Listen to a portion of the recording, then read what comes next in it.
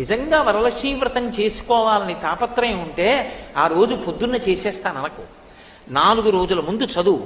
అసలు ఏమేం కావాలి? దీపం, ఒత్తులు, ఆవు నెయ్యి లేదా నువ్వుల నూనె రాయి.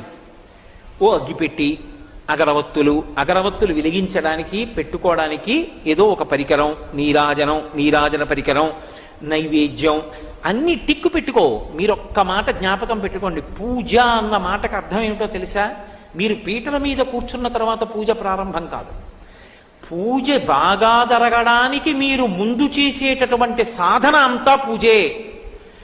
పూజ చేసుకోవాలి తొందరగా. అన్నీ స్నానానికి వెళ్ళాను అనుకోండి, స్నానం పూజ ఎందు అంతర్భాగం అవుతుంది.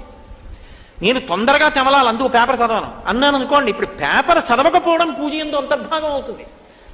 పూజ తర్వాత చేద్దామని పేపర్ చదివాను అనుకోండి, పూజకి భంగం అవుతుంది. అందుకే